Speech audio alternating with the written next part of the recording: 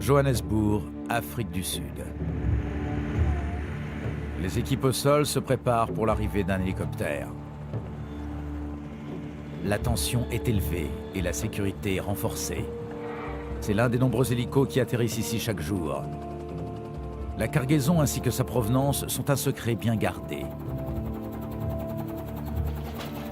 À bord, ni leader international, ni PDG d'un grand groupe, mais une seule marchandise, de l'or. Sa valeur, plus d'1 million de dollars.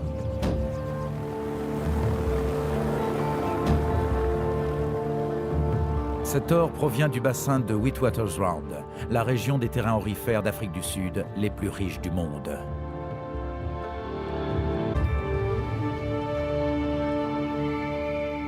Et les plus profonds. Ça ressemble à une répétition pour la descente aux enfers. On sent qu'on est bien loin de la réalité du voyage au centre de la Terre de Jules Verne. Ces mines d'or plongent à 5 km sous terre.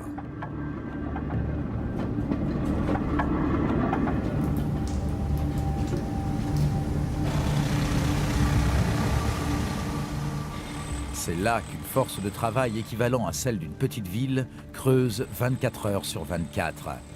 Des hommes qui triment pour extraire un métal ayant toujours joué un rôle crucial à travers les civilisations. Aucune autre richesse, en effet, n'a autant présidé à la destinée de l'humanité. 5 siècles avant Jésus-Christ, ce sont déjà des pièces d'or qui tissent les liens essentiels du commerce. Des empires sont érigés et chutent à cause de l'or. Les routes commerciales qui relient les marchés d'est en ouest sont pavées d'or. De l'Amérique du Sud à l'Afrique du Sud, on s'est battu pour l'or. Pour l'amour de l'or, on conquiert le Nouveau Monde, et des civilisations telles que les Aztèques et les Incas vont être anéanties.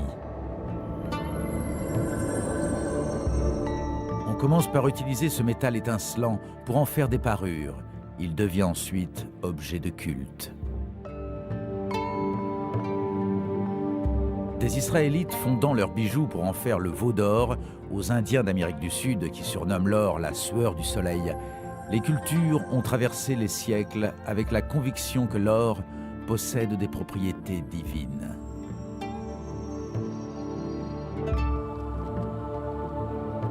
La Bible elle-même parle des rois mages venus célébrer le roi nouveau-né en lui faisant don d'or. De tout temps et en tout lieu de l'Égypte au Pérou, l'homme a orné ses palais et ses temples de ce métal intemporel.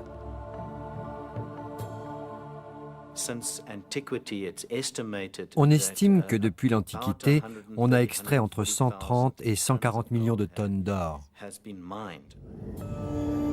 Si on fondait cette quantité d'or en un seul et unique bloc, on obtiendrait un cube d'environ 20 mètres de côté, soit 1/5 du Washington Monument. La raison pour laquelle on est aussi précis dans ces chiffres provient de la nature même de ce bien. L'or est une matière indestructible. Les objets en or découverts dans les tombes égyptiennes ont effectivement gardé la même apparence depuis qu'ils ont été créés. L'or demeure intact qu'on l'enterre pour 2000 ans ou bien qu'on le laisse immerger 2000 ans. Quand on retrouve une pièce d'or, elle fait exactement le poids qu'elle faisait à l'époque. Il est fort probable que l'or ait été le tout premier métal travaillé par l'homme. Il est extrêmement malléable. On peut étirer une simple once d'or, à peine 30 grammes, en un fil de 80 km de long, ou bien l'aplatir en une feuille de 100 mètres carrés. L'or est si inaltérable qu'on l'appelle le roi des métaux.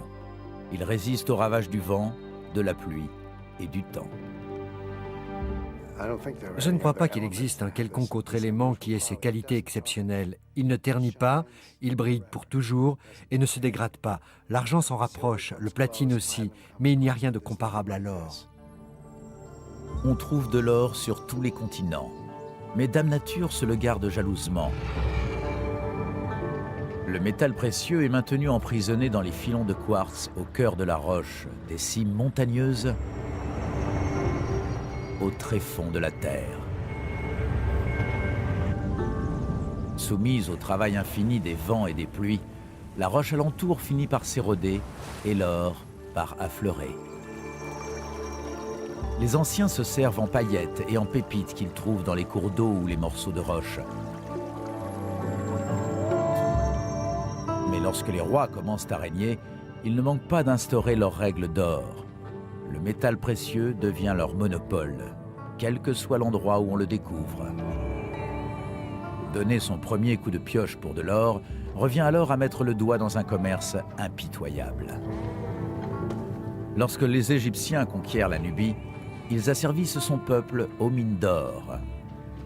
Lorsque les Romains conquièrent ce qui est aujourd'hui l'Espagne, ils asservissent le peuple aux mines d'or. Et quand les Espagnols conquièrent le Pérou, eux aussi asservissent le peuple aux mines d'or du pays. Le métal obtenu est le plus magnifique qui soit, mais bien souvent, les gens qui l'extraient travaillent dans des conditions les plus inhumaines et les plus misérables qu'on puisse imaginer. Aussi, je pense que puisque la recherche de l'or a toujours été plus ou moins incessante, elle s'est souvent faite d'une manière impitoyable. Mais l'or va bientôt se voir soustrait à la mainmise terrible des rois. Tout commence à basculer un matin de printemps 1607, lorsque 3 navires jettent l'ancre sur les côtes de Virginie. Jamestown est le premier village britannique digne de ce nom dans le Nouveau Monde à s'établir dans l'espoir de trouver de l'or.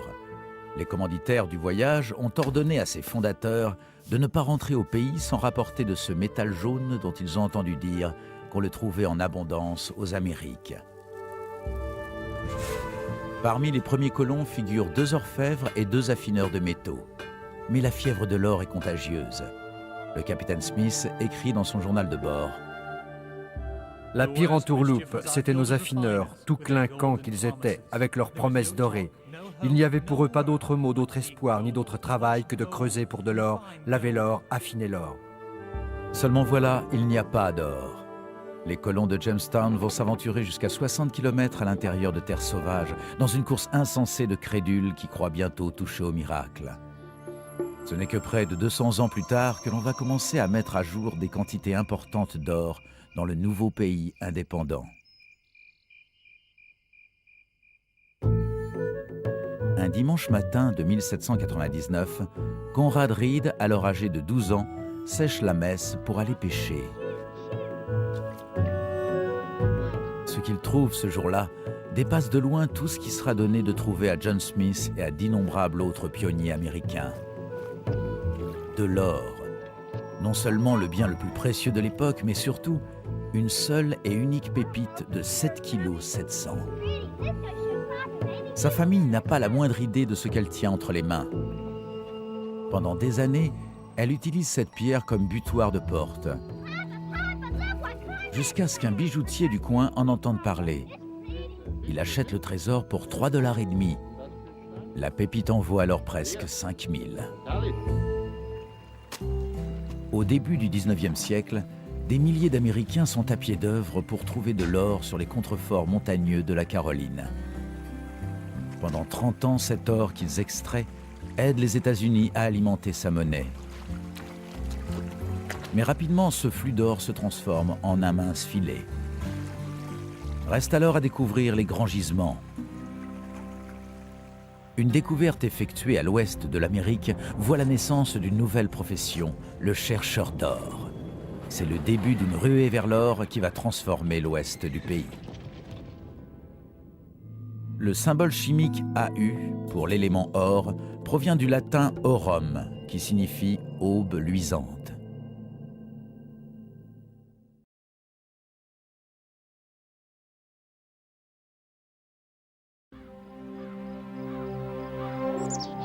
En 1848, une découverte accidentelle en Californie va offrir au tout un chacun, pour la première fois de l'histoire, une chance de s'enrichir grâce à l'or. Tout commence en 1839 avec John Sutter, un homme ambitieux émigré du village de Kandern en Allemagne. Sutter se pose en Californie, décidé à fonder un empire agricole sur les collines fertiles qui entourent la vallée de Sacramento. C'est là qu'il érige un fort afin de protéger ses biens en plein essor. À peine 10 ans plus tard, il totalise 1200 têtes de bétail et plus de 100 employés. Et il a ce projet qui est de développer une minoterie afin de pouvoir subvenir aux besoins alimentaires des gens qui viennent s'établir à l'ouest. Pour ce faire, Sutter a besoin de bois de charpente. Lorsque les pas d'un dénommé James Marshall, un touche-à-tout itinérant, le mènent au fort de Sutter, ce dernier l'embauche et lui confie la construction d'une scierie. Les ouvriers ont dû creuser un immense fossé pour amener l'eau jusqu'à la scierie. Et l'extrémité la plus basse du fossé, qu'on appelle le bief, arrivait au niveau du soubassement du terrain. C'est là que le matin du 24 janvier 1848, James Marshall, qui effectuait son contrôle de routine, a observé une fente au sol, dans laquelle il a remarqué un morceau d'or.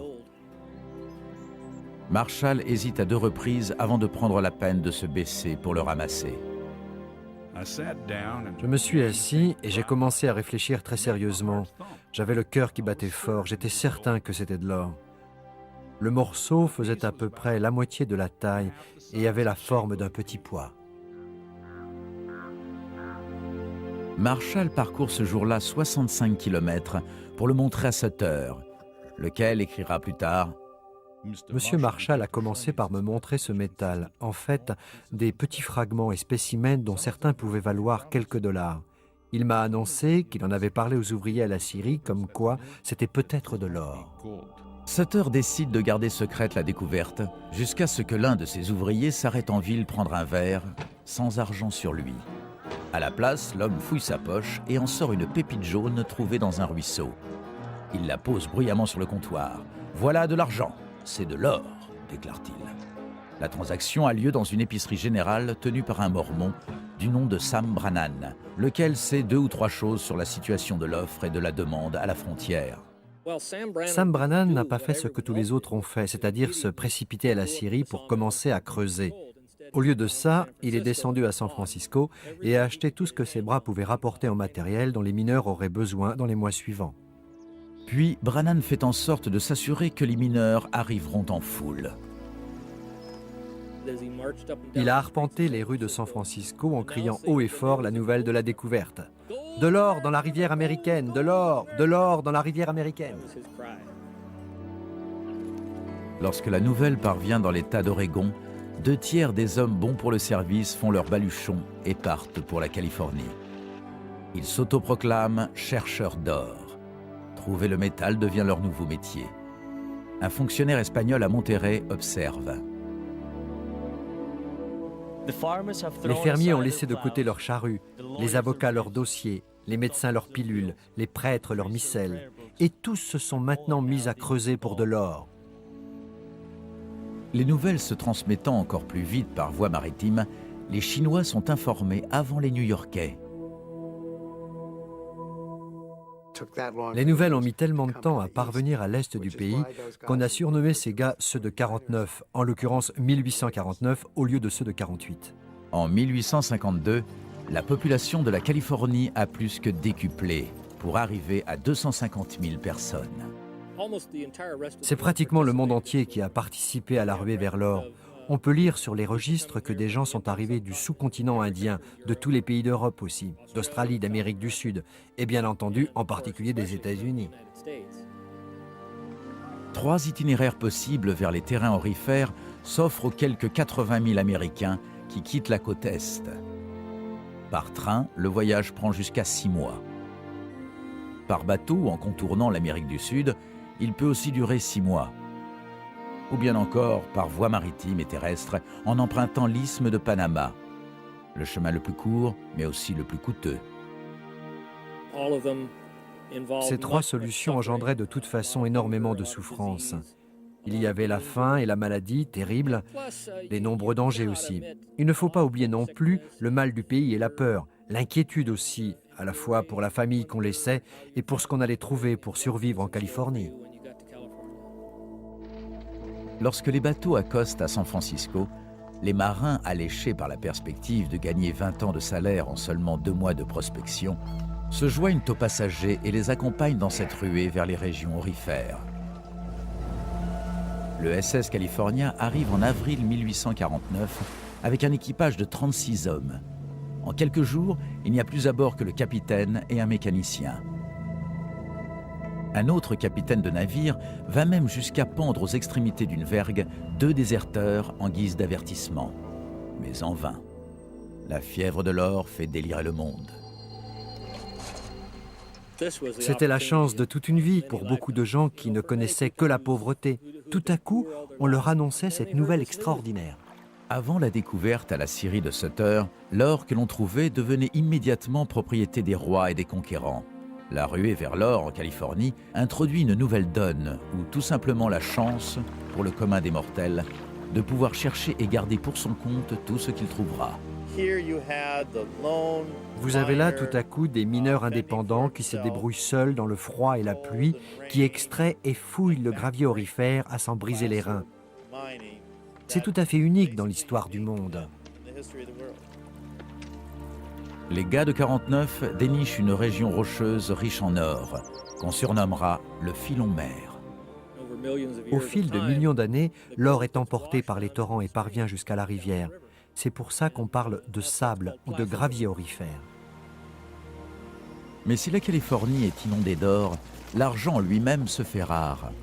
Le point d'approvisionnement en valeur le plus proche est Philadelphie, situé de l'autre côté du pays. Les Californiens vont donc improviser en utilisant la monnaie étrangère présente sur place. Le dollar espagnol en argent, appelé la pièce de 8, était ce qu'on trouvait le plus communément. Il leur fallait le découper en 8 petits morceaux, chacun ayant une valeur de 12,5 cents. Pour 6 morceaux par exemple, on avait droit à une coupe de cheveux et un rasage. Mais David Broderick, nouvel arrivant de New York, commence à racheter de la poussière d'or. En la fondant en pièces, il permet aux Californiens de se constituer une réserve d'argent devenue désormais indispensable. On s'est aperçu plus tard que ces pièces, soi-disant de 5 et de 10 dollars or, n'étaient peut-être pas faites uniquement d'or. Broderick s'est donc constitué un bon pactole avec son affaire.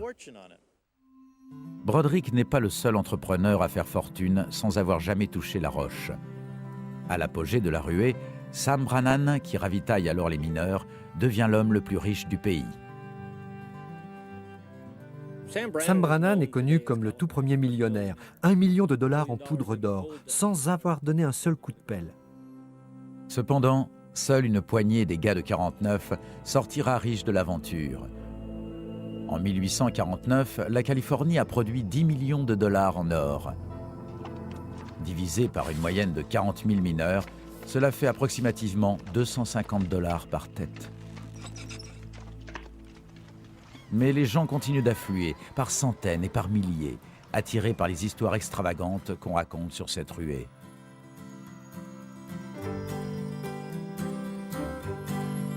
En 1851, la production atteint 77 tonnes. La majeure partie part pour l'est du pays, une cargaison annuelle dont la valeur dépasse le budget fédéral tout entier. En 1853, on atteint les 93 tonnes. Mais l'or facile qu'on pouvait laver à la bâtée dans les ruisseaux et les rivières est d'ores et déjà pratiquement épuisé. L'heure du déclin a sonné pour la ruée vers l'or californien. L'aventure n'aura duré que 4 courtes années, mais elle reste fondamentale pour le développement à venir de l'Ouest américain. Elle a été d'une portée bien supérieure à toute autre aventure de ce genre dans l'histoire. Pas seulement pour la quantité d'or extrait, mais pour ce qu'elle a concrètement apporté aux États-Unis. Ces mineurs à court d'or qui se sont aperçus que ça ne valait pas le coup décident alors de revenir à ce qu'ils maîtrisent le mieux. Ils créent donc des fermes en Californie qui s'avèrent plus productrices. Comme pour le reste de l'histoire de l'Ouest américain, le développement a un coût. L'immigration massive bouscule un système économique et social en place depuis des siècles. Les différentes ruées vers l'or ont eu des effets dévastateurs sur les populations indiennes. Ça a été le début de la fin de leur mode de vie. En l'espace de 5 ans, la population indienne en Californie passe de plus de 150 000 habitants à moins de 30 000. La plupart des victimes meurent de faim ou de maladie. Les autres sont assassinés par les mineurs. Les initiateurs de la ruée suivent un chemin analogue. James Marshall, l'homme qui avait trouvé la première pépite dans la rivière, passe le reste de sa vie ivrogne et fauché à chercher en vain un autre gisement. Quant à l'empire agricole prospère de John Sutter, il est anéanti. Ses ouvriers se sont rués vers les champs aurifères, abandonnant les terres aux squatteurs. Sutter évoque dans ses mémoires son rêve brisé. Cette découverte soudaine d'or a détruit tous mes beaux projets. Si j'avais réussi seulement quelques années avant qu'on ne trouve de l'or, j'aurais été le citoyen le plus riche de toute la côte pacifique. Mais au lieu d'être riche, je suis ruiné. Certains gars de 49 ne parviennent pourtant pas à se débarrasser de leur fièvre de l'or. Dans le demi-siècle qui suit, d'autres ruées ont lieu de par le monde. Chacune d'elles déclenche une véritable migration de chercheurs, mués par la seule rumeur de la prochaine grande découverte. Dans la fièvre de l'or, un gars de 49, ruiné, découvre de l'or sous terre. La veine principale d'or qui a alimenté la grande ruée californienne, le filon mer comme on l'appelait, est en réalité une veine de quartz comportant de l'or et qui s'étend sur plus de 160 km à travers les montagnes du nord de la Californie.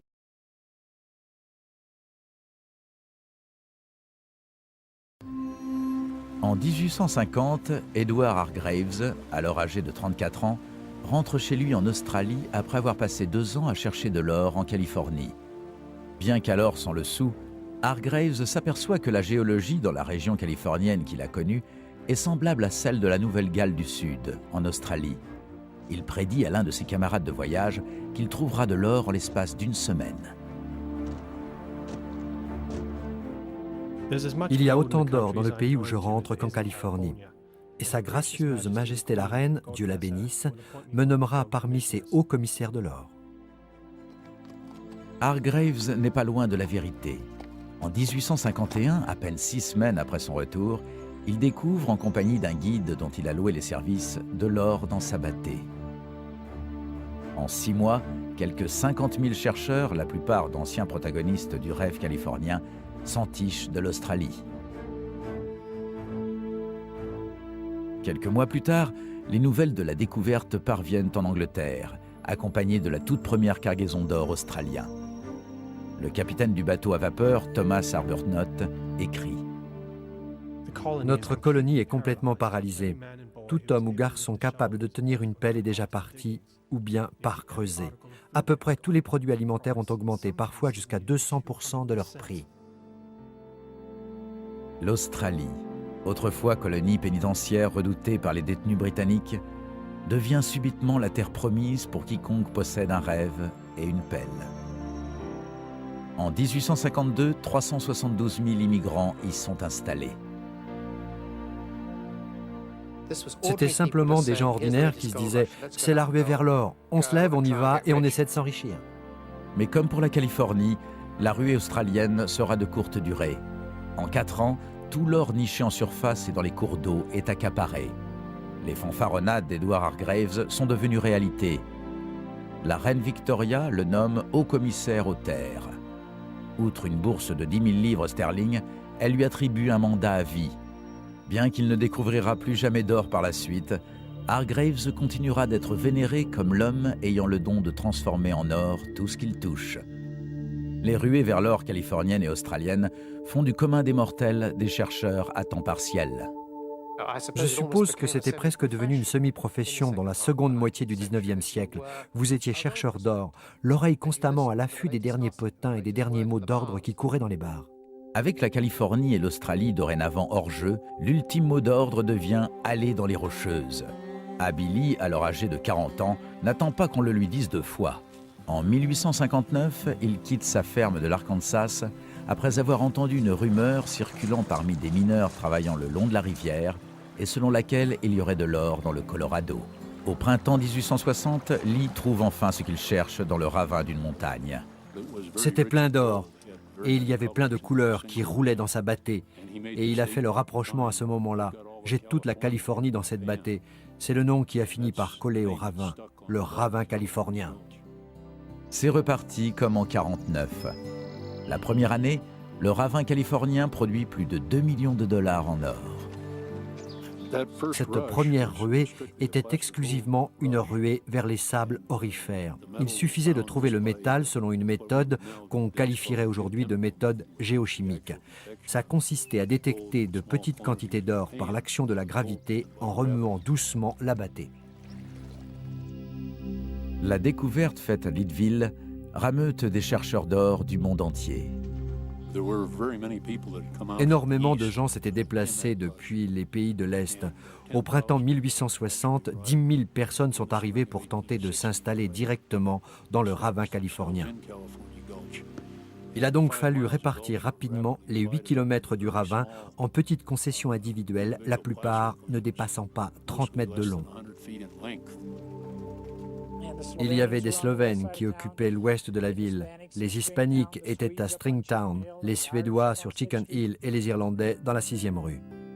Leadville, ou Ville du Plomb, est une petite agglomération d'à peine 2 km² perchée à quelques 3300 mètres dans les montagnes rocheuses du Colorado. À la suite de la découverte d'Abilene, les milliers de mineurs qui affluent vers ce camp reculé s'aperçoivent bientôt que les parages sont également riches en autres types de gisements. Au cours des 30 années qui suivent, on creuse plus d'1 millier de puits de mines d'où sont extraits de l'or, de l'argent, du zinc, ainsi que le métal qui donnera en 1878 son nom à la ville, le plomb. C'était une communauté rudimentaire et désordonnée. Je me souviens avoir lu un article publié en 1893 qui disait que Leadville était la communauté minière la plus célèbre que le monde ait jamais connue. Leadville était réputée pour ses salles de jeu et ses maisons closes. La proportion était de 10 à 20 bars ou maisons de passe pour une école ou une église. L'un de ces mineurs partis à la poursuite de leurs rêves dans les rues de Leadville n'est autre que Thomas Walsh, un immigrant irlandais arrivé en 1879 pour chercher de l'or. Pendant 15 ans, Walsh pioche et tient le reste du temps un bar à Leadville. Il a auparavant travaillé dans l'une des nombreuses affineries de métaux qui font vivre l'industrie minière de la région. En 1895, l'ironie du sort veut que Thomas Walsh tombe littéralement sur une mine d'or. C'est une chance tout à fait exceptionnelle qui ne doit vous arriver qu'une fois dans la vie, parce que l'endroit au-dessus duquel il s'est établi, cette masse riche en minerais aurifères, avait été fouillé 15 ans auparavant par des mineurs persuadés qu'il allait y trouver du minerai d'argent. Des gens qui avaient commis l'erreur de ne pas essayer, comme on dit pour les minerais, celui se trouvant à portée de leur pioche. Lorsque lui-même a prélevé des échantillons qu'il a essayés, ce minerai s'est avéré être très concentré en or. En 1879, on découvre de l'argent à Leadville. Des centaines de mines poussent comme des champignons, pratiquement du jour au lendemain. Cependant, les années 1880 voient l'argent se dévaluer progressivement, au fur et à mesure que les pays du monde entier passent à un nouveau standard, l'étalon or. La mort annoncée de ce métal autrefois précieux se termine en faillite totale. Beaucoup des concessions sur l'argent sont automatiquement abandonnées. Aussi, dans les mois qui suivent, Walsh rachète discrètement 50 concessions alors désertées qui s'éparpillent sur les hauteurs entourant Leadville. Il effectue des travaux de consolidation et s'inspire d'une petite montagne rocheuse surnommée le Jet pour baptiser son domaine la mine aux oiseaux. L'endroit va devenir la plus grande mine d'or du monde et faire de Walsh un multimillionnaire. Il fait cependant figure d'exception. Si quelques-uns font fortune à Leadville, la plupart ne trouvent rien, ou alors très peu d'or. La vie dans ces communautés minières était très difficile. Tout le monde s'imaginait que la pelletée suivante, il allait toucher le filon mer. Mais malheureusement, ça n'arrivait que très rarement. La plupart rentraient chez eux à bord de chariots Conestoga typiques de l'époque. Très souvent, ils peignaient une petite maxime en guise de blason sur la toile du chariot. Tape dans le mille ou rien. Et quand ils revenaient chez eux à l'Est, ils disaient souvent qu'ils avaient été plumés par Dieu. Alors que le 19e siècle touche à sa fin, les chances de faire fortune dans l'or s'amenuisent. La toute dernière occasion pour les chercheurs se présente en Alaska. Lorsqu'on découvre de l'or dans la rivière Klondike en 1896, Des milliers d'entre eux déboulent. Le billet du voyage en paquebot, qui jusque-là coûtait 50 $, passe à 1000 $. Mais le bateau n'effectue qu'une partie du périple. Les chercheurs doivent encore parcourir un long chemin semé d'embûches sur une des terres les plus hostiles qui soient. La police montée canadienne s'affaire d'ailleurs à empêcher de se lancer dans l'aventure quiconque n'emporte pas avec lui au moins une année de réserve de nourriture. Un major de la police montée écrit « On a du mal à imaginer une telle scène de ravage et de désolation.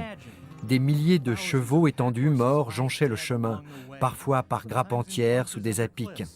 Ils gisaient à côté de leurs harnais, de leurs selles, de leurs fardeaux tombés avec eux du haut des rochers. » Mais les chercheurs poursuivent leur parcours sans se laisser abattre. Puisque tant d'or avait été découvert dans tant d'endroits différents, ils restent convaincus qu'il faudra peu de temps avant qu'on ne mette à jour le prochain filon mer. Les gens avaient l'habitude de se demander où allait avoir lieu la prochaine ruée. La Californie est arrivée assez vite à saturation, mais il y avait eu tant d'autres histoires dans les années 1850 et 60. On annonçait tout à coup de l'or à Seattle ou ailleurs, absolument partout, et les gens se précipitaient, alors que bien souvent il n'y avait rien dans ces endroits-là. Ce sont de solides gaillards qui ont fait les grandes ruées vers l'or du 19e siècle. Des individus solitaires aux rêves immenses. Par paillettes, grains et quelquefois par pépites entières, ils ont lavé à la bâtée l'or qui a transformé l'histoire. À chaque annonce de la découverte d'or, de la Californie à l'Australie en passant par l'Alaska, le monde entier s'est précipité pour filtrer les rivières.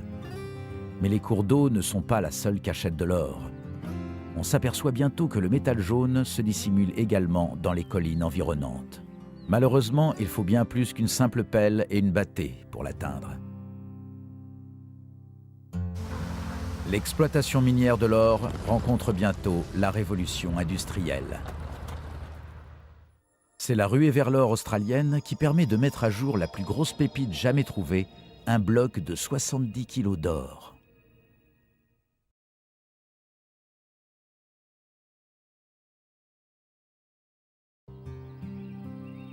À la fin de l'hiver et au début du printemps 1876, alors que le général George A. Custer se prépare pour son tristement célèbre rendez-vous avec Little Bighorn, les frères Fred et Moses Manuel s'affairent à chercher de l'or dans les collines noires au sud du Dakota. Nés au Québec, les frères Manuel ont passé l'essentiel de leur vie à arpenter l'ouest des États-Unis en quête improbable d'or. Comme beaucoup avant eux, ils ont entendu des rumeurs voulant que les géologues du général Custer aient trouvé de l'or dans les collines noires. Le 9 avril 1876, les deux frères découvrent ce qu'ils cherchaient dans une zone connue sous le nom de ravin du Bobtail. Moses relate leur découverte dans son journal. Finalement, la neige s'est mise à fondre sur la colline. L'eau s'est écoulée par le filtre qui traverse le tuyau. Là, j'ai vu du quartz. J'ai attrapé une pioche pour essayer d'en casser un bloc, mais il était très compact. J'y suis tout de même arrivé et je l'ai ramené au camp pour le concasser et le laver ensuite à la bâtée. C'était plein d'or. En quelques mois, Fred et Moses Manuel ont extrait pour 5 000 $ d'or, une vraie petite fortune pour l'époque. Un an plus tard, les deux frères vendent leur mine pour 45 000 $. Le gisement devient l'une des premières propriétés de la Homestake Mining Company. La création de la mine de Homestake annonce une révolution dans l'exploitation minière de l'or. Au cours des siècles suivants, le chercheur d'or solitaire équipé de sa bâtée et de sa pelle va progressivement céder sa place à de grosses sociétés utilisant de nouvelles technologies. L'une des méthodes les plus efficaces, mais aussi les plus destructrices pour l'environnement, consiste en l'exploitation minière hydraulique. Il s'agit de faire passer de l'eau dans une énorme lance et de la projeter avec force contre la roche pour en désagréger les morceaux principaux. En balayant littéralement le quartz, on laisse ainsi apparaître l'or. Les canons à eau anéantissent des millions de mètres cubes de terre et de pierre à flanc de coteaux, sous des pressions qui pourraient mutiler ou tuer un homme à 30 mètres.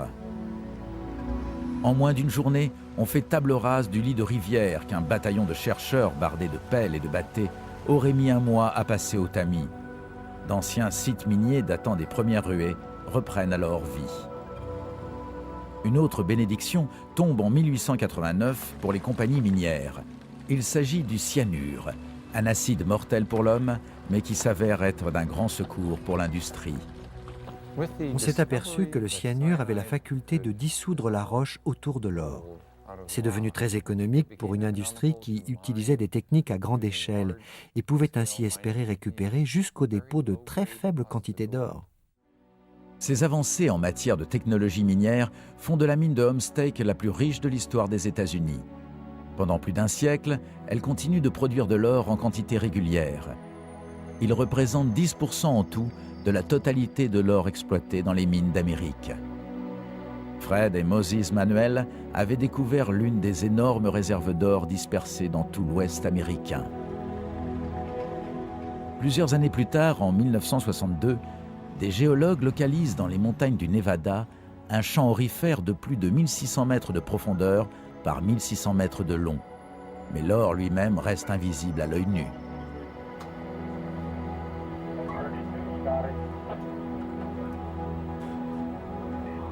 De nos jours, la compagnie minière Barrick utilise des techniques innovantes afin de récupérer de microscopiques grains d'or de l'ordre de quelques millièmes de millimètre. Pour les voir, il faudrait les grossir pratiquement 2000 fois. Après la découverte des gisements de la région de Carlin, ainsi que la mise en œuvre des technologies modernes, les États-Unis sont devenus le second producteur d'or au monde.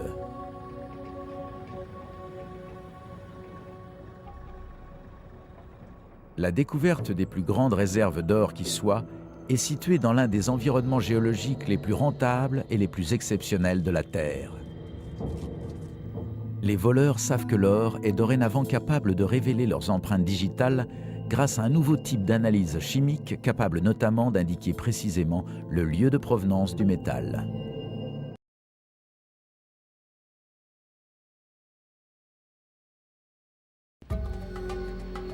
Nous sommes dans la mine du Grand Noligwo, dans la région du Transvaal, en Afrique du Sud.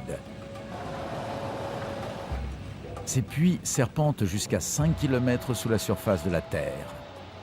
Chaque mois, la mine traite une moyenne de 209 000 tonnes de roches et de résidus.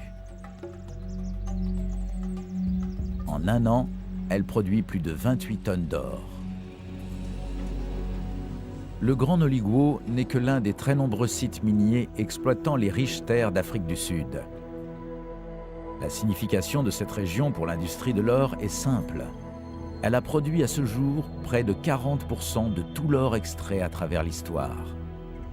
Un jour de 1886, un fermier du nom de George Harrison travaille à déterrer des pierres afin de construire une maison dans la banlieue de Johannesburg lorsqu'il tombe sur un véritable filon. Harrison, autrefois chercheur d'or pendant la ruée en Australie, comprend ce qu'il a heurté avec sa pelle. Ce n'est pas une pépite d'or massif, mais du minerai de fer contenant de l'or. Il vient en fait de trouver un minuscule gisement de surface qui n'est autre que la partie affleurante d'une immense réserve d'or souterraine, laquelle s'étend sur des centaines de kilomètres à travers la campagne sud-africaine. Il n'existe au monde aucune autre formation de ce type. L'Afrique du Sud est un cas tout à fait extraordinaire, dans le sens où l'on est en présence d'un gisement dont les géologues prétendent qu'il provient d'un très vaste lac souterrain alimenté par des rivières. Ce serait donc cette géologie unique qui a généré la plus grande région productrice d'or au monde. Comme pour toutes les autres découvertes de gisements, la nouvelle de celle de Harrison se répand comme une traînée de poudre. Le problème, c'est que la majeure partie de cet or est enfouie loin sous la surface. On a affaire à des filons d'or qui s'enfoncent très profondément dans le sol. Ils descendent jusqu'à 3,5 km. Vous comprenez que ce n'est plus du domaine du petit chercheur d'or. L'or ne s'enfonce pas seulement loin, il est également difficile à traiter. Il faut écraser 5 tonnes de roche pour en extraire moins de 30 grammes d'or.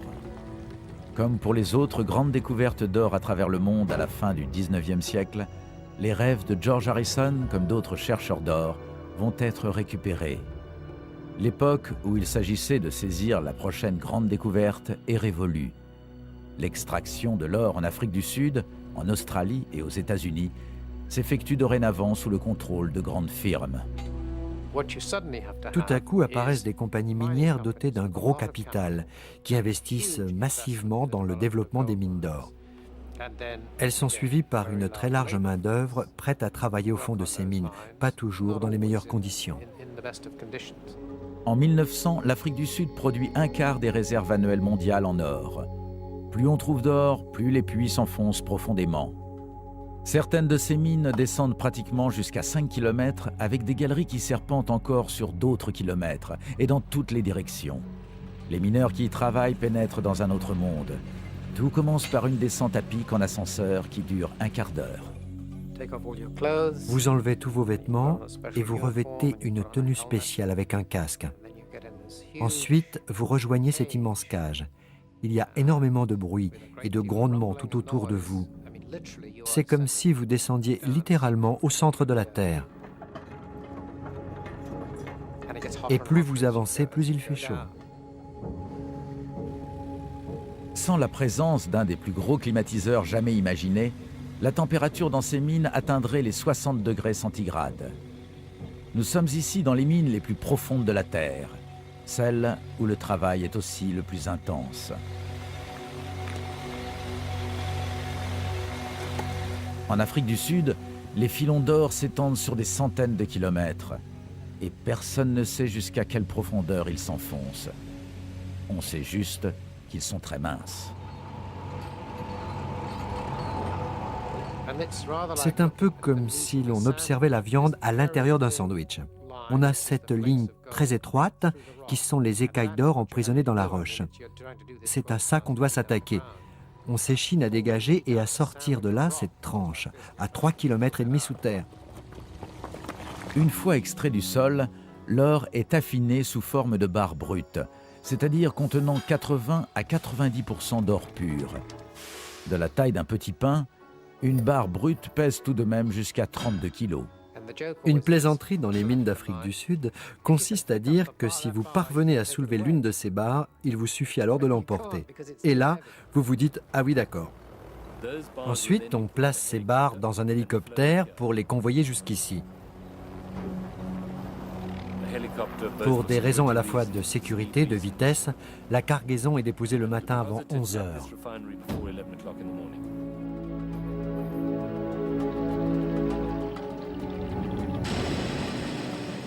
En l'espace de 36 heures, cette barre brute aura été transformée en or fin.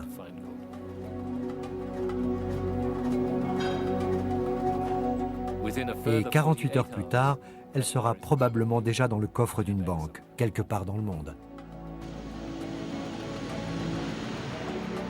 L'affinerie Rand est la plus grande affinerie au monde. C'est ici qu'on transforme l'or en lingots, en pièces, en plaquages et en fil.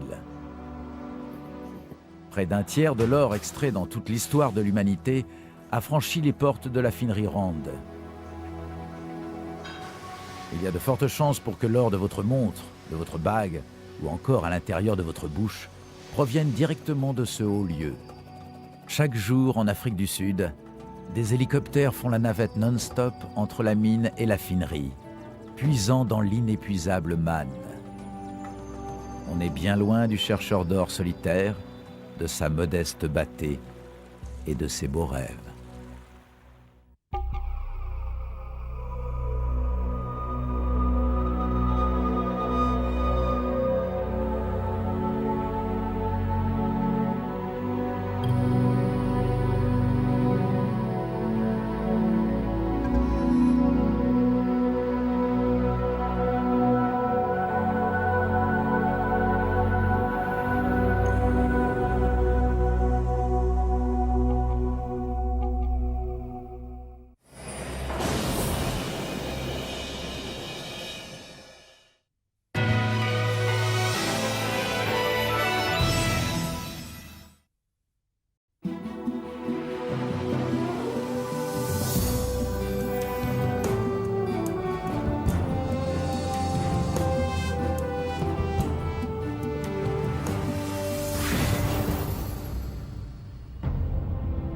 L'or, ou l'un des biens les plus convoités de l'histoire. Métal jaune et fascinant, pour qui des empires ont été bâtis et des civilisations détruites.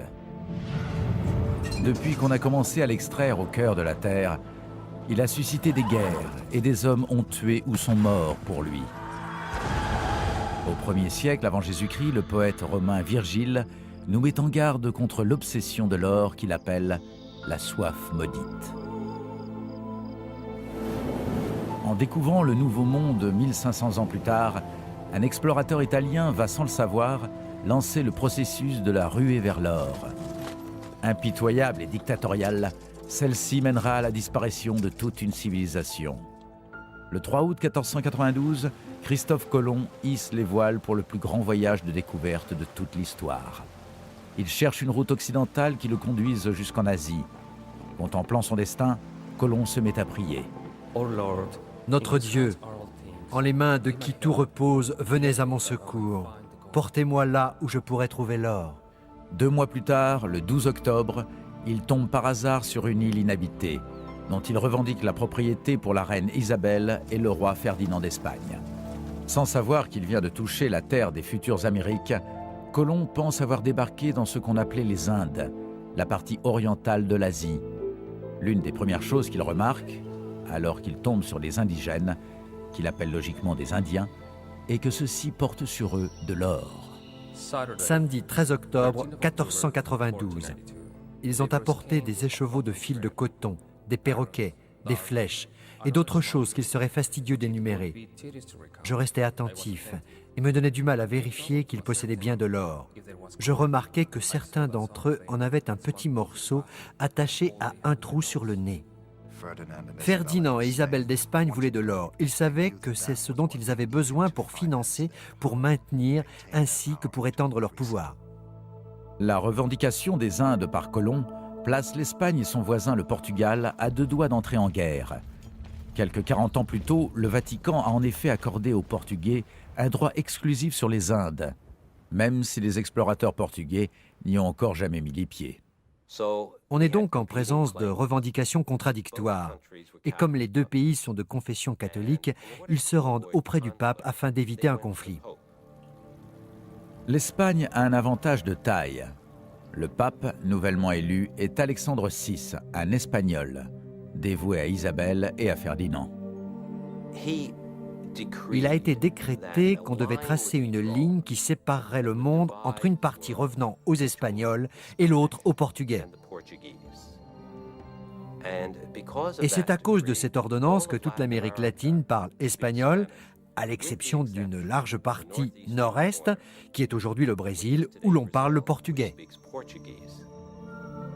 Si ce partage du globe par le pape permet d'éviter une guerre, il fournit bientôt à l'Europe une excuse pour sa conquête des Amériques.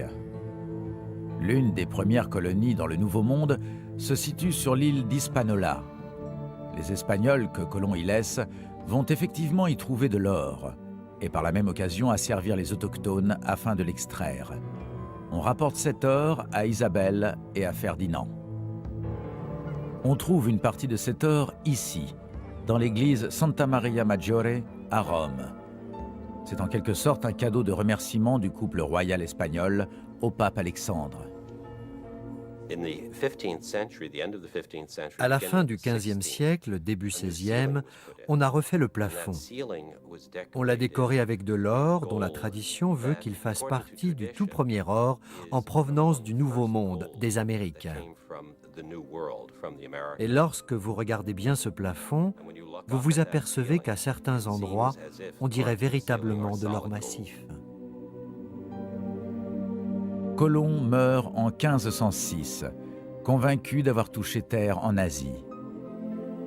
On lui consacre une tombe au style sophistiqué à Séville, en Espagne. Au moment où l'explorateur décède, des milliers d'Indiens meurent également à Hispaniola, mais en bien moins grande pompe. Les conditions de vie très rudes ainsi que les maladies introduites par les Espagnols ont fait énormément de victimes. En 1519, la population d'indigènes a chuté de 100 000 personnes à moins de 3 000. Ceci ne stoppe pas pour autant le flux continu d'or vers l'Espagne. Je dirais que le meilleur exemple qu'on ait gardé de cette quête acharnée de l'or est l'ordre que le roi Ferdinand II d'Espagne est censé avoir donné à ses amiraux en partance pour l'Amérique du Sud. Prenez l'or, avec humanité si vous le pouvez, mais prenez-le à tout prix, prenez l'or. Et je pense que malheureusement, ils ont pris ça au mot. Ils ont débarqué avec toute une palette de raisons. La gloire de Dieu, la conversion des non-chrétiens, la gloire de l'Espagne, la gloire militaire, l'expansion de leur territoire et aussi l'avidité de richesse. Ils voulaient de l'or. Francisco Pizarro, un aventurier analphabète, figure parmi les plus barbares. Pizarro appartient à une nouvelle race d'explorateurs espagnols qu'on appelle des conquistadors. Il a déjà suivi pendant 10 ans d'autres conquistadors en Amérique centrale.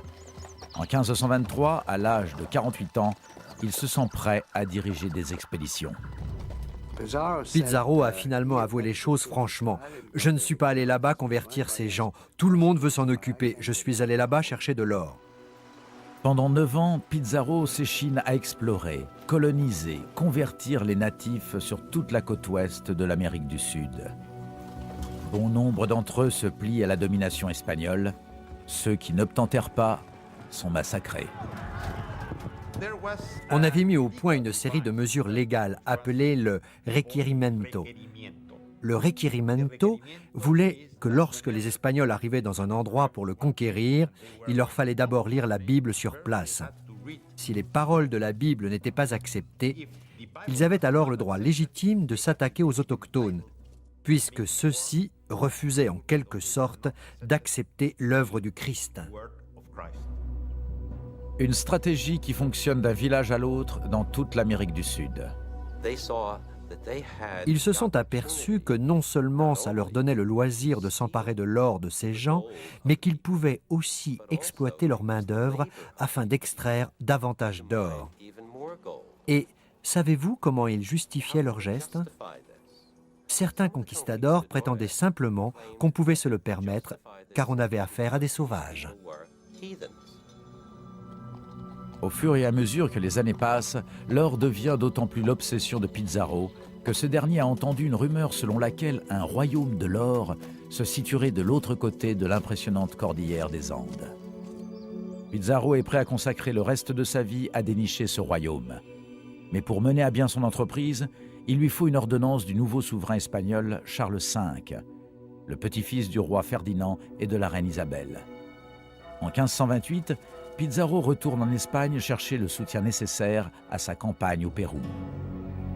Le compte-rendu qu'il fait du royaume de l'or répond en tout point aux convoitises du roi Charles.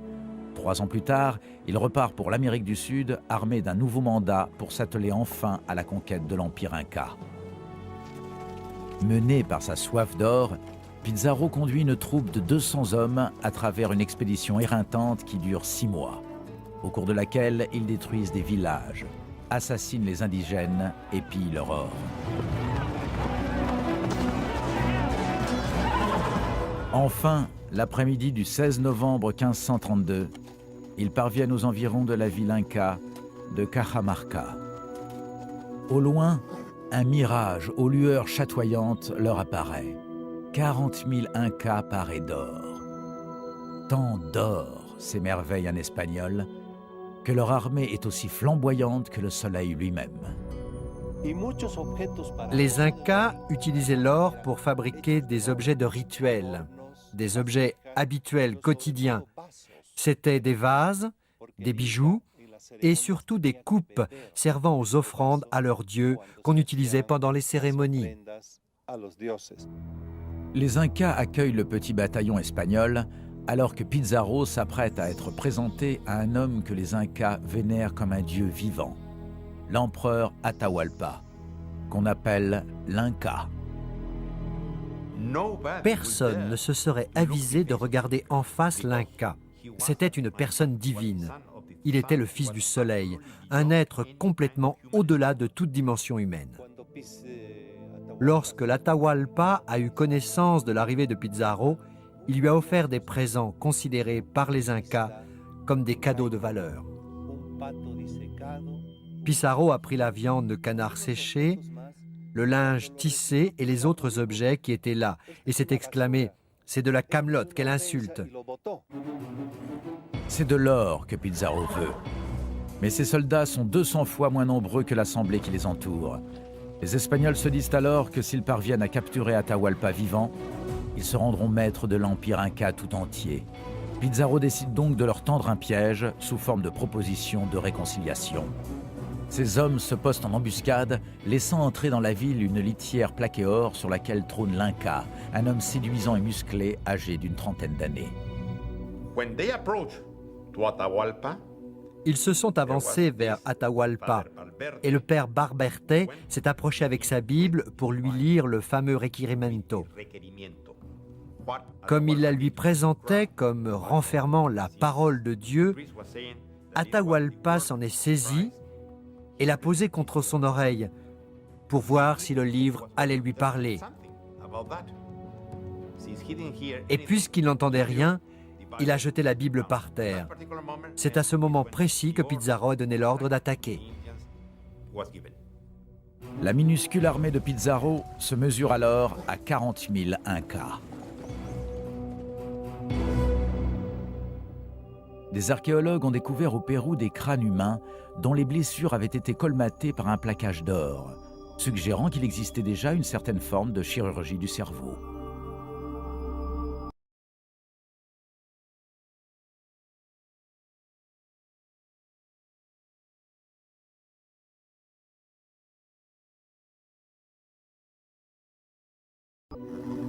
Pizarro a offert à Atahualpa le symbole le plus sacré du christianisme, la Bible. Au moment précis où l'Inca jette le livre saint au sol, il en est décidé du sort de la civilisation Inca. Les hommes de Pizarro ouvrent le feu par une salve de mousquets, puis chargent avec leurs épées et leurs lances. Les pics et flèches de bois des Incas ne sont pas de taille à résister aux assaillants. Il faut reconnaître qu'à leur arrivée, les Espagnols ont déjà un long passé de combat, tels qu'ils ont pu les mener en Italie, en Suisse et en Hollande.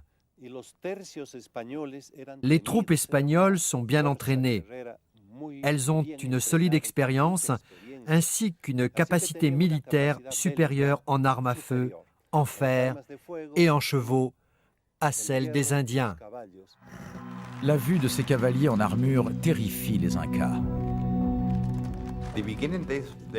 Au début, ils croyaient que c'étaient des créatures mi-homme, mi-cheval, que le cavalier et son cheval ne formaient qu'un seul être. La victoire est la plus inégale qui soit. En une demi-heure, 5000 Incas sont massacrés. Les Espagnols, eux, ne déplorent pas une seule perte humaine. Pizarro est le seul homme à être blessé. Une entaille à la main gauche reçue alors qu'il protégeait Atahualpa contre l'un de ses propres soldats enragés. Une fois prisonnier, l'empereur Inca essaie de négocier sa vie. Il a conclu un marché avec Pizarro. Si ses sujets parvenaient à apporter suffisamment d'or pour remplir cette pièce, on le libérerait. Il a promis de remplir d'or la capacité d'une pièce entière, du plafond jusqu'à son doigt, qu'il a gardé levé pendant tout ce temps. Le peuple Inca s'est empressé de réunir des quatre coins du Pérou ces objets et ornements somptueux qu'ils avaient façonnés. De magnifiques pièces d'art qu'ils ont empilées dans cette pièce jusqu'à ce qu'elle en soit pleine. Plus de 5 tonnes d'or emplissent la pièce, largement de quoi faire de n'importe quel conquistador un homme riche. Je crois qu'on a fait l'estimation. En valeur actuelle, la rançon amassée devait faire entre 50 et 60 millions de dollars. Atahualpa a tenu parole. Pizarro, lui, n'en a pas. L'empereur est maintenu prisonnier pendant 1 an, après quoi on le juge pour le seul crime d'être un Inca. Il est condamné au bûcher. Les Incas croyaient en un retour à la vie. Il leur était très important de pouvoir conserver le corps des défunts grâce à sa momification. Atahualpa supplie alors Pizarro de choisir une autre façon de l'exécuter. Ils lui ont laissé l'alternative de se convertir au christianisme. s'il voulait bénéficier d'une mort différente. Il a accepté. Le 29 août 1533, un moine baptise l'empereur et le nomme Don Francisco Atahualpa. Au moment précis où il entend prononcer son nouveau nom, l'Inca est assassiné par strangulation, ce qui n'empêche pas Pizarro de faire ensuite brûler son corps. Les trésors dorés et inestimables des Incas sont ensuite fondus et le métal précieux acheminé vers l'Espagne. C'est ça qui est triste. On n'a aucune trace, aucune description des objets Incas qui ont été fondus. Tout a été anéanti pour la postérité. La seule chose qui puisse nous donner une idée de ce qui a disparu à jamais, ce sont ces quelques pièces qui subsistent de l'art précolombien et qui sont conservées dans les musées. Il s'agit là d'une perte culturelle tout simplement inestimable. 3 siècles durant, les Espagnols vont gouverner le Pérou. Ils réduisent le peuple à l'esclavage, rasent les villages, se livrent au pillage de l'or. Mais l'un des plus grands trésors des Incas leur échappe encore et restera sauf jusqu'en 1911. La ville sacrée de Machu Picchu. Dissimulée dans un recoin des Andes, elle est pratiquement intacte lorsqu'on la retrouve. Machu Picchu, l'une des merveilles du monde, est une ville taillée à même la montagne qui s'étale sur 8 km². Ces lieux saints ne sont qu'une poignée à avoir survécu à la conquête du Pérou. Leurs murs résonnent encore des légendes de l'or inca.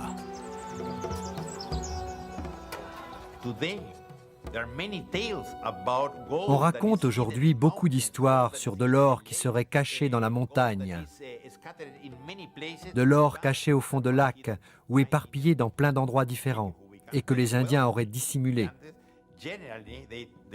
Les gens qui s'enrichissent dans cette région des Andes prétendent en général que c'est parce qu'ils ont découvert l'or que les soldats incas avaient réussi à cacher. Un pirate met à sac un empire fondé sur l'or. Lorsque les soldats de Pizarro arrivent au Pérou, Atahualpa et son frère Huáscar sont 2 leaders s'opposant dans une guerre civile. Atahualpa en sort vainqueur, peu de temps seulement avant que lui-même ne tombe entre les mains de Pizarro.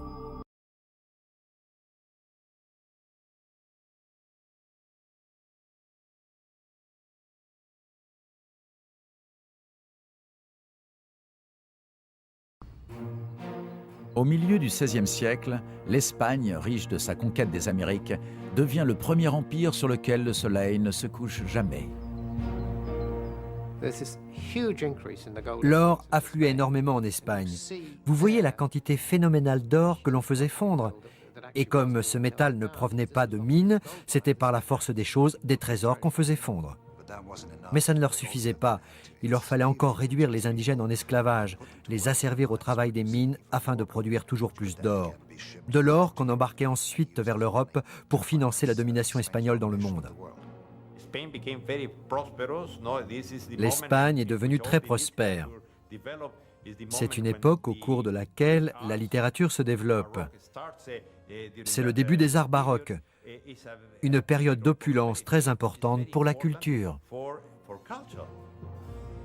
En 1556, l'empereur Charles V délègue le trône à son fils Philippe II, un catholique fervent qui consacre sa vie à éradiquer d'Europe le protestantisme. Afin de financer ses projets, Philippe va utiliser l'incroyable manne d'or en provenance des Amériques. Mais en pleine mer, les navires chargés du précieux métal demeurent des proies faciles. En particulier pour le terrible ennemi de Philippe, l'Angleterre, et avec elle le plus célèbre de ses corsaires, Francis Drake. Ils ont des pirates très agressifs. Ce sont des pillards, même si eux se disent volontiers explorateurs, ce qu'ils cherchent essentiellement à partir à la poursuite des navires espagnols qui transportent de l'or et de l'argent. Ce sont des individus qui ont débuté comme brigands, Drake par exemple, dont le but est d'aborder les bateaux espagnols croisés sur les océans et de piller leurs cargaisons, pourvu qu'elles soient précieuses. Éventuellement aussi de faire prisonniers et d'asservir les marins espagnols à bord de leurs navires quand ils ne les tuaient pas. Au cours des années 1570, Drake s'attaque ainsi aux galions espagnols qui parcourent les mers, ainsi qu'aux intérêts espagnols dans le Nouveau Monde. Il reprend à Philippe une partie de sa nouvelle fortune en or. Ces hauts faits sèment la terreur parmi les marins espagnols et lui valent le surnom de El Drague, le dragon. Drake est le corsaire le plus célèbre de son époque, mais aussi un proche ami de la reine. C'est Élisabeth elle-même, la marraine de la plus rentable de ces traversées, initiée en 1577. Un parcours vers l'ouest qui dure 3 ans, au cours duquel il pille effrontément navires et colonies espagnoles. Ce voyage est aussi la toute première traversée autour du monde effectuée par un Anglais. À son retour en 1580, il remet à sa reine pour plus d'1 demi-million de livres sterling en or espagnol. Si en Espagne, Philippe met à prix la tête de Drake, en Angleterre, la reine Élisabeth le fait chevalier. Philippe est hors de lui. Depuis l'Escurial, sa retraite située sur un sommet montagneux, il complote sa vengeance contre Élisabeth et l'Angleterre. L'Escurial est en partie un palais, en partie un monastère. Construit par Philippe en 1563, il est financé par de l'or dérobé aux Amériques. Philippe consacre ses vastes richesses à la gloire de son pays, pas à la sienne. Du lever au coucher, c'est un travailleur acharné qui lit personnellement les rapports sur ses placements, ainsi que les comptes rendus qui lui parviennent de ses mines d'or. Pieux jusqu'à l'austérité, il s'habille comme un moine quelconque. Ses visiteurs le prennent souvent pour l'un de ses domestiques. Dans les allées et les chapelles de son Escurial, Philippe médite et prie pour trouver une solution à ces 2 grands problèmes, les pirates anglais et les protestants anglais. À cette époque-là, toutes les réponses se rapportaient probablement plus à la religion qu'à toute autre chose. Elle était le moteur idéologique, et les Espagnols en particulier éprouvaient une véritable passion pour leur catholicisme. La réponse attendue lui parvient sous la forme d'une guerre sainte financée par son or, qu'il irait mener directement sur les terres protestantes. Ainsi, Philippe commence par ordonner la construction de la flotte de guerre la plus puissante que le monde ait jamais connue, l'invincible Armada. Les navires de Drake seront cependant les premiers à attaquer. En 1587, contre la volonté d'Élisabeth, celui-ci met le cap sur le port espagnol de Cadix. C'est là qu'il incendie le chantier naval de Philippe.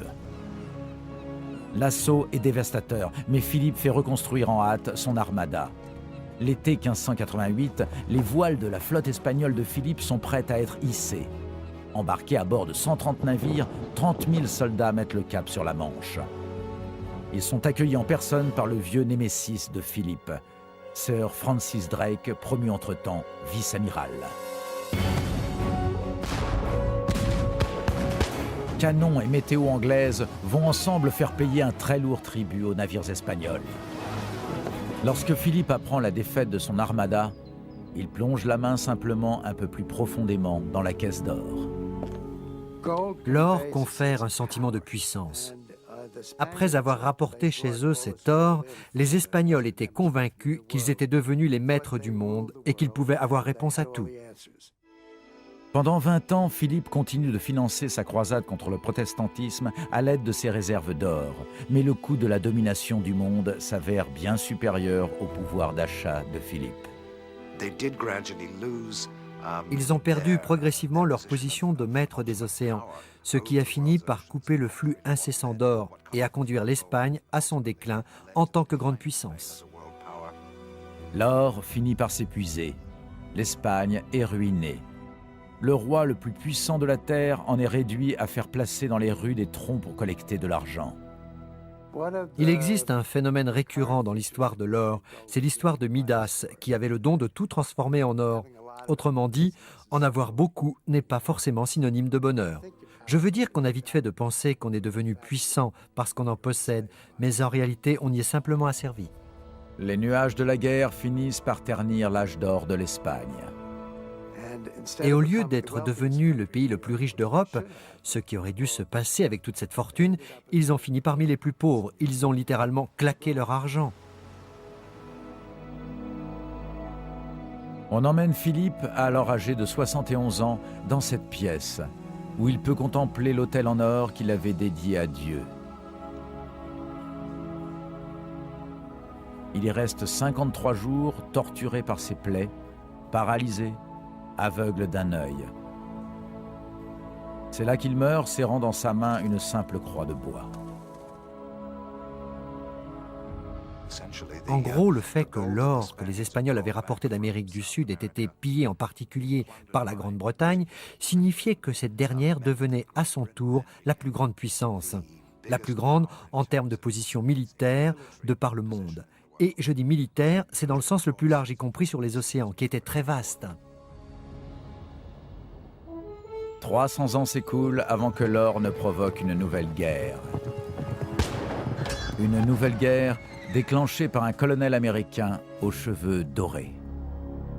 Le pape Sixte V promet à Philippe II d'Espagne 1 million de ducats en or, soit plus de 30 millions de nos dollars actuels, si les troupes espagnoles envahissent l'Angleterre, une somme dont il n'aura en définitive pas besoin de faire don.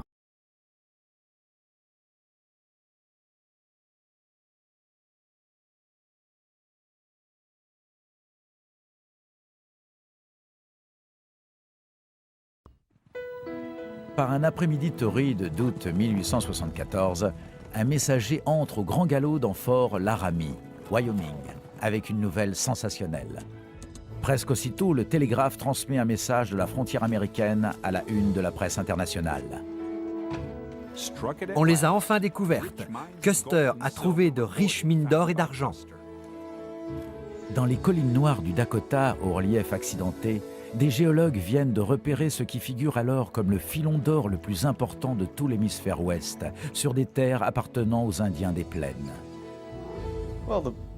Eh bien, les collines noires sont véritablement le berceau traditionnel des Indiens des plaines, en particulier des Lakota et des Cheyennes.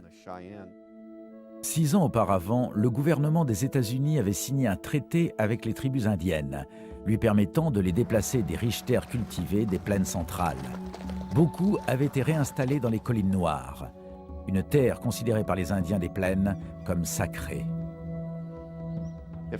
S'il fallait tracer une frontière dans le sable, ça aurait été précisément la région des collines noires. C'est pour ça qu'ils ont exigé que les États-Unis incluent les collines noires dans le traité. Aussi, 5 ans plus tard, des rumeurs se mettent à circuler voulant que les collines noires abritent de nombreuses veines d'or. On envoie enquêter sur place un officier de la cavalerie américaine, le lieutenant-colonel George Armstrong Custer. Le général Sheridan lui a ordonné l'ordre d'effectuer une étude de reconnaissance dans les collines noires, de partir, soi-disant, voir si ces rumeurs sur la présence d'or étaient fondées ou non. Custer va mener une expédition à la Custer. Ça faisait vraiment grand pique-nique. Seulement un pique-nique d'environ 1 millier de soldats, une centaine de chariots couverts, un canon, l'orchestre sur des chevaux blancs, quelque chose comme 16 musiciens. Ainsi que 2 mineurs dont le seul but est de trouver de l'or. À leur arrivée dans les collines noires, les soldats se joignent aux mineurs afin de participer à la prospection. Le 30 juillet 1874, dans un site surnommé la French Creek, ou Creek française, un mineur trouve au fond de sa bâtée de minuscules grains jaunes. Le surlendemain, Custer rédige une dépêche. On a trouvé de l'or en quantité juteuse. J'ai sur ma table 40 ou 50 petites particules d'or pur, chacune d'environ la taille d'une petite tête d'épingle. La plupart ont été recueillies aujourd'hui dans une seule et même bâtée de terre. Le télégraphe a immédiatement propagé la nouvelle, et en un rien de temps, tout le monde a appris qu'il y avait de l'or là-bas. Les gens réclamaient à corps et à cri de pouvoir accéder aux collines noires. Et bien sûr, on a demandé à l'armée de tenir à distance ces chercheurs d'or. L'armée a donc fait pression sur le gouvernement pour qu'il trouve une solution, en prétextant qu'elle se retrouvait à repousser son propre peuple alors qu'elle était venue chasser les Indiens. Le général Philip Sheridan tente de faire respecter le traité. Il ordonne à ses hommes de brûler les chariots, détruire l'outillage et d'arrêter les chefs. Souvent, les soldats investissaient le secteur et demandaient à ces mineurs de plier bagages et de rentrer chez eux. Mais ils savaient pertinemment que les mineurs attendaient en retour qu'ils aient quitté le site pour reprendre leur travail. Un chercheur d'or du nom de John Maxwell se plaint. L'unique raison pour laquelle ces collines ne sont pas encore occupées, c'est qu'on s'attache à satisfaire les caprices de quelques sauvages misérables qui réclament que cette magnifique région reste inexploitée. À la différence des Incas d'Amérique du Sud, les tribus des plaines d'Amérique du Nord ne voient aucun intérêt à utiliser le métal jaune. C'est cependant leur or. Le bison jouait un rôle essentiel chez les Indiens des plaines. Toute leur culture tournait autour de l'animal, qui leur fournissait la totalité de ce dont ils avaient besoin. Leurs tentes, leurs vêtements, leur nourriture, leur religion. Les militaires savaient bien ça, et ils se sont dit que s'ils tuaient les bisons, on éliminait par la même occasion les Indiens. L'armée a donc distribué des munitions gratuites aux chasseurs de bisons et les a encouragés à abattre l'animal. Et malheureusement, le bison devient une autre victime de la soif d'or de l'homme blanc. En 1875, les collines noires sont envahies de mineurs. Le gouvernement américain abandonne sa mise en application du traité et décide plutôt d'acheter la terre aux Indiens. Ces derniers refusent. Même les Indiens, entretenant de bonnes relations avec le gouvernement, savaient qu'ils ne pouvaient pas vendre les collines noires. En 1875, un fort pourcentage des Indiens d'Amérique a déjà été concentré dans des réserves. Quelques-uns résistent encore, comme Crazy Horse, Sitting Bull. Ils ne prennent pas un malin plaisir à semer le trouble en tirant sur les Blancs. Ils essaient simplement de faire respecter leurs traditions. En même temps, ils sont loin d'être prêts à signer quelque traité que ce soit. Ainsi, au printemps 1876, l'armée américaine reçoit l'ordre de traquer et d'arrêter les chefs Crazy Horse et Sitting Bull, puis de les escorter vers une réserve loin des riches terrains aurifères. L'ordre émane du même homme qui a découvert de l'or dans les collines noires, le lieutenant-colonel George Custer.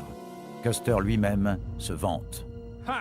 J'ai de quoi battre à plate couture tous les Indiens de ce continent grâce à ma 7e cavalerie. Le 25 juin 1876, les éclaireurs de Custer repèrent un village indien sur les rives de la rivière Little Big Horn. Il y avait bien 10 000 Indiens dans ce camp, au bord de la Little Big Horn. Le troupeau de chevaux seul était estimé à 25 000 têtes.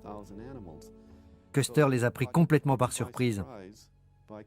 Mais la situation s'est retournée aussitôt contre lui, parce que les Indiens, au lieu de s'enfuir, comme le faisaient en été les Indiens des plaines, ont cette fois contre-attaqué. 30 minutes suffisent à anéantir les troupes de Custer. La bataille de Little Big Horn représente la plus importante victoire des Indiens de l'histoire de l'Ouest. Mais c'est une victoire de courte durée. L'armée voulait sa revanche.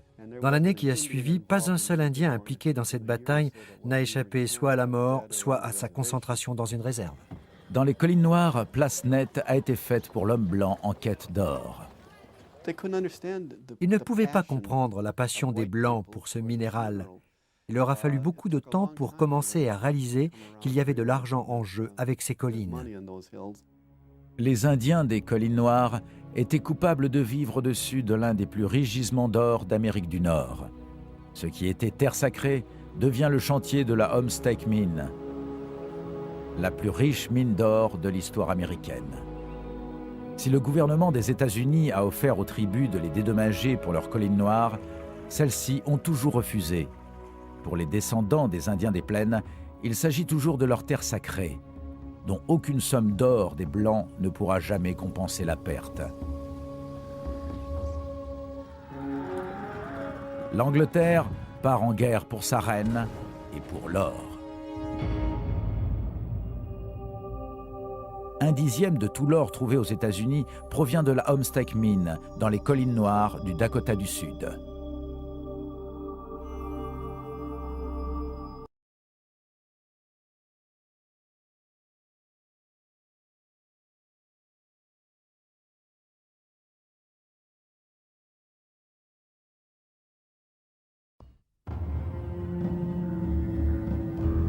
En 1886, la découverte d'or sur ce site d'Afrique du Sud métamorphose pratiquement du jour au lendemain ce trou perdu colonial néerlandais, en nation la plus riche et la plus puissante d'Afrique.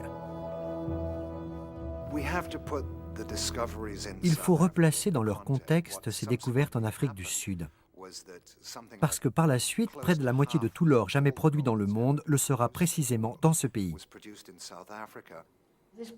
Tout à coup, une région qu'on connaissait pour ses plumes d'autruche et pour ses tribus bizarres qui se couraient après pour s'entretuer, cette région devient le terrain de jeu d'aventuriers accourus du monde entier en quête de richesse. À la découverte d'or, c'est une paix difficile qui s'instaure en Afrique du Sud. 5 ans auparavant, les Boers, parlant le néerlandais, ont réussi à sauver leur indépendance des Anglais. La région se divise désormais entre ces Boers des républiques d'Afrique du Sud et les Britanniques qui forment la colonie du Cap. Les Hollandais dominaient et géraient quelque chose comme la moitié du pays. L'autre partie restait sous autorité anglaise. Mais dès l'instant où l'on découvre de l'or en territoire Boer, un afflux de Britanniques menace de submerger la petite république. Ils étaient assis sur une sorte de vaste Eldorado. Et tout d'un coup, ils se sont retrouvés envahis par des milliers de chasseurs de trésors. Le nouveau cheval de bataille de la Grande-Bretagne consiste donc à protéger ses concitoyens, ainsi que leurs mines d'or. Même s'ils se trouvaient sur un territoire rattaché à la Hollande, les premiers investisseurs dans les mines d'or étaient essentiellement des Anglais. Kruger les taxait alors que ceux-ci n'avaient aucun pouvoir politique. Les 9 années qui suivent voient s'exacerber les tensions entre les Boers et les voisins britanniques. En 1895, Cecil Rhodes, alors Premier ministre de la colonie britannique du Cap, décide de passer à l'action. Rhodes, lui-même personnellement à la tête d'immenses mines de diamants, envoie 600 mercenaires pour tenter de renverser Kruger et son gouvernement Boer. Mais ils vont endurer une cuisante défaite. En septembre 1899, la Grande-Bretagne envoie en Afrique du Sud un corps expéditionnaire de 10 000 hommes, sous le prétexte de protéger ses mineurs et leur or. Le 12 octobre, le président Kruger ordonne de mener une grève préventive. 6 000 soldats Boers assiègent les colonies britanniques de Kimberley et de Mafeking et chassent les citoyens britanniques vers des abris de fortune. Parmi les personnes capables de subsister avec le peu de nourriture dont ils disposent 7 mois durant, figure Sarah Wilson, la tante de Winston Churchill. Elle garde tout son flegme dans ses lettres adressées vers l'Angleterre. Le petit déjeuner de ce matin, de la saucisse de cheval, le déjeuner du hachis et de la viande de mule, et des sauterelles au curry, impeccable. Son optimisme est justifié. On envoie bientôt davantage de soldats britanniques en Afrique du Sud qui parviennent à lever le siège des villes anglaises. 9 mois après le début des hostilités, la victoire s'annonce. En mai 1900, 46 000 soldats britanniques sous les ordres du maréchal Lord Frederick Roberts ainsi que Lord Horatio Kitchener convergent vers la capitale Boer de Johannesburg. Ils arrivent tout près de l'objet de leur convoitise, les terrains aurifères.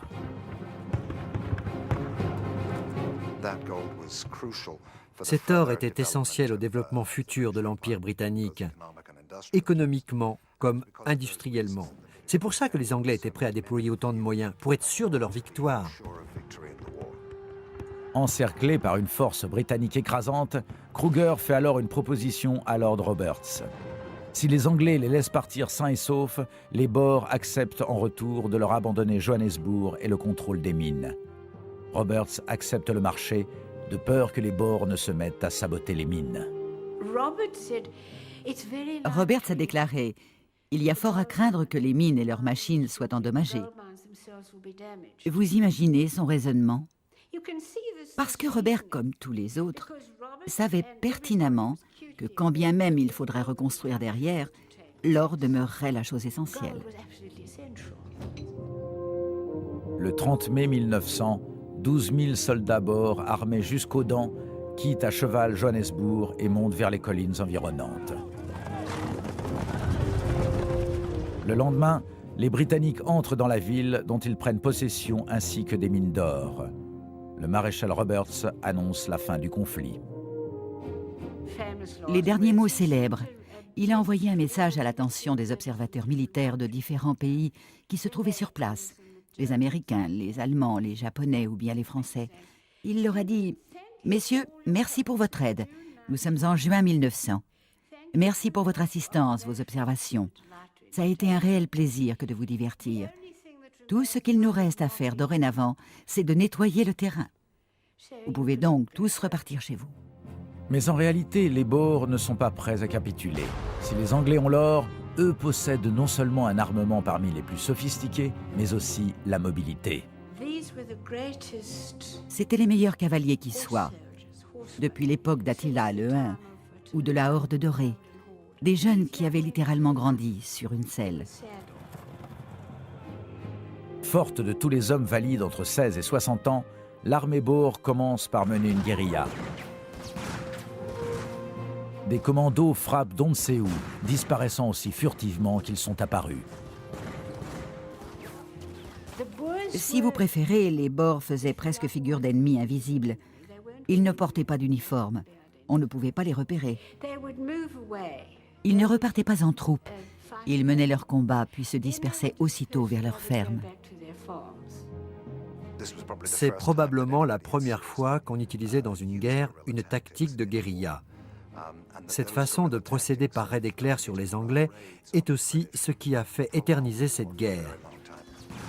Pendant 2 ans, les Boers harcèlent les Britanniques, qui investissent encore plus d'hommes et d'argent dans le conflit.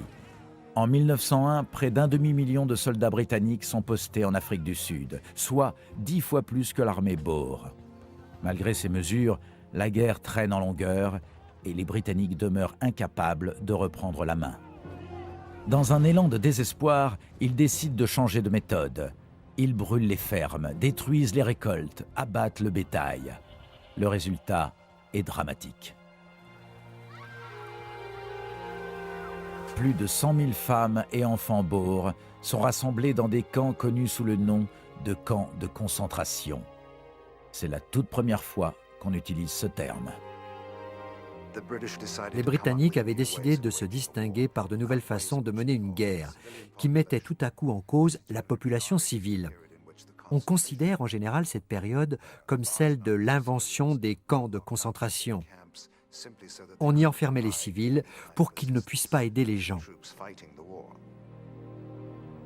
Les statistiques qui prêtent le plus à réfléchir sur cette guerre nous viennent de l'intérieur même de ces camps de concentration. 22 000 enfants âgés de moins de 16 ans y mourront de faim et de maladie, soit plus que le nombre de soldats tombés dans les 2 camps. Le 31 mai 1902, enfin, après quasiment 3 ans de combats désespérés, les Boers sont poussés à se rendre par la famine. La victoire des Britanniques a assuré à l'Empire un flux continu et conséquent d'or.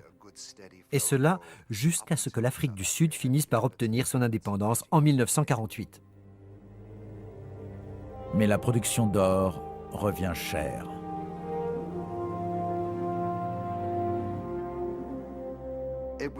Il était évident que les découvertes faites en Afrique du Sud s'annonçaient comme énormes, qu'elles allaient devenir la force dominante dans l'industrie minière de l'or pour les dizaines d'années à venir, et que l'on n'en voyait pas le bout de ces mines.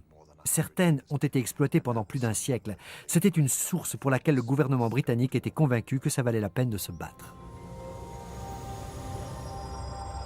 Aujourd'hui, les mines du Witwatersrand produisent annuellement pour près de 4 milliards de dollars en or.